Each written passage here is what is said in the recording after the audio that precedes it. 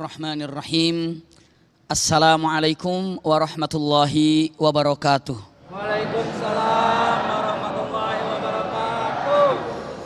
Innal hamdalillah nahmaduhu wa nasta'inuhu wa nastaghfiruhu wa na'udzu billahi min syururi anfusina wa min sayyiati a'malina. May yahdihillahu fala mudhillalah wa may yudlilhu fala hadiyalah. Asyhadu an la ilaha illallah wahdahu la syarikalah taqriran bihi wa tauhidan wa asyhadu anna Muhammadan abduhu wa rasuluhu amma ba'du. Alhamdulillahirabbil alamin. Mudah-mudahan pertemuan kita seluruhnya disertai rahmat dan berkah Allah Subhanahu wa taala, termasuk pemirsa TV One dimanapun berada, seluruhnya diberkahi oleh Allah Subhanahu wa taala.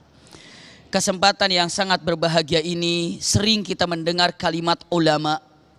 Ulama dan ulama dan ulama. Ulama ini jamak daripada alim.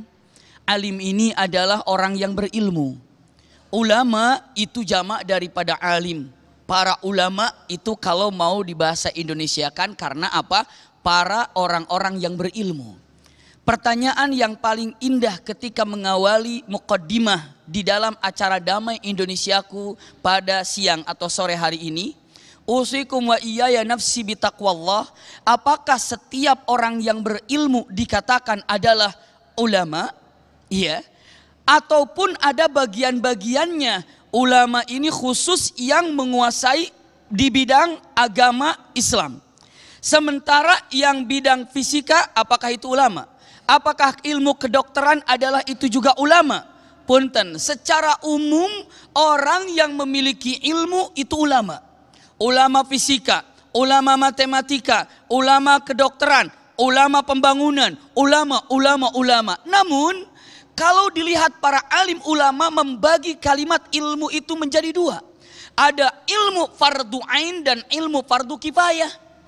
Kalau ilmu fardu ain secara singkatnya adalah ilmu yang berkaitan dengan agama. Itu namanya ilmu fardu ain. Wajib setiap mukmin mengetahuinya. Dengan mengetahui kalimat la ilaha illallah Muhammadur Rasulullah, maka ini adalah fardu ain. Wajib setiap mukminin mukminat mengetahuinya.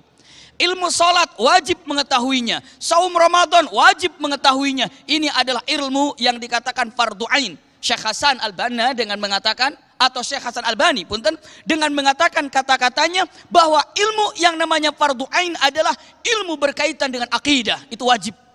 Adapun ilmu fardu kifayah berkaitan di luar daripada syariat Islam boleh dikatakan ilmu fardu kifayah. Sebagian yang bisa menguasainya. Kalau dikatakan berarti yang namanya ulama itu siapa sebenarnya? Secara umum siapapun yang memiliki ilmu itu ulama. Tapi secara khusus mengkerucut orang-orang yang mengetahui tentang syariat Islam dalam akidah yang benar, tafsir yang benar, hadis yang benar, dikatakan ini adalah para ulama. Masya Allah. Ini sebagai muqaddimahnya untuk ketahuan, diketahui oh ini namanya ulama agar kita lebih nikmat untuk memahami makna ulama. Sehingga di dalam Al-Quranul Karim, dalam hadis, pujian-pujian kepada para ulama itu menjulang tinggi. Masya Allah. Menjulang tinggi itu dari pujian-pujian Al-Quran. Hadis juga iya. Contoh-contoh yang ada misalnya kata-kata yarfa'illahu alladhina amanu, yarfa'illahu alladhina amanu minkum walladhina utul ilma darajat. Masya Allah. Jadi Allah mengangkat derajat di antara orang-orang yang beriman di antara kalian, yakni adalah yang memiliki ilmu. Semakin tinggi ilmunya, derajatnya semakin tinggi. Nanti kita lihat ilmu yang manfaat seperti apanya. Ulama itu bagaimana yang sebenarnya di dalam syariat. Selanjutnya, ada kata-kata yang sangat tegas. Innama yakhshallah min ibadihil ulama. Maknanya adalah, untuk singkat, para ulama dengan tegas menyebutkan semakin tinggi ilmunya, khasnya adalah semakin takut oleh Allah Subhanahu wa taala.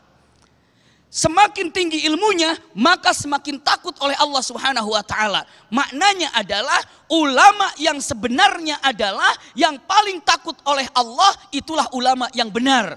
Ulama itu bukan dilihat dari pakaiannya, ulama bukan dilihat dari sorbannya, ulama bukan dilihat dari nasabnya, ulama bukan dilihat daripada ilmunya, tapi ternyata innama yakhshallahu min ibadihil ulama. Yang paling takut oleh Allah dalam kehidupannya itulah yang sebenar-benarnya ulama. Kenapa? Setiap bertambah ilmu semakin takut oleh Allah. Semakin bertambah ilmu semakin takut oleh Allah Subhanahu wa taala. Jadi kalau dikatakan ulama yang sebenarnya itu apa ya? Ulama yang sebenarnya adalah yang semakin takut oleh Allah, inilah ulama yang sebenarnya. Maka kalau ada orang ilmunya banyak tapi tidak takut oleh Allah Subhanahu wa taala, bukan ulama namanya. Masya Allah. Ulama bukan orang yang bicaranya jago. Ulama bukan ilmunya dengan riwayat, sanad semuanya. Tapi kalau dia tidak pernah takut oleh Allah Subhanahu wa taala, bukan. Kenapa? Karena sesungguhnya yang namanya ulama, pegang baik-baik, adalah orang yang paling takut oleh siapa?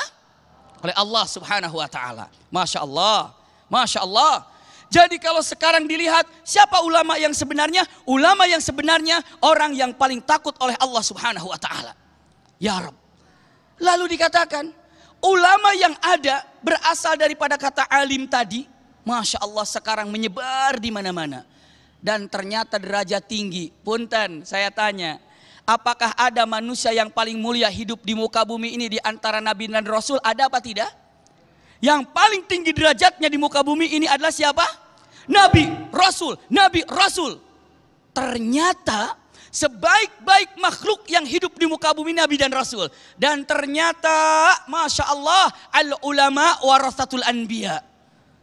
Ulama itu adalah pewaris daripada para nabi. Kenapa? Kalau sekarang nabi sudah tidak ada, pewarisnya siapa?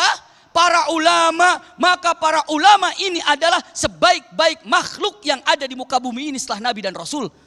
Setelah para sahabat pastinya. Ini ulama yang hadir di tempat ini, para kiai, para alim ulama yang ada di negeri Indonesia ini, mereka adalah sebaik-baik orang yang ada di bumi ini. Kenapa? Warasatul anbiya. Masya Allah, namanya juga pewaris. Lalu bagaimana kita harus menghadapi orang yang paling baik di muka bumi ini, para ulama?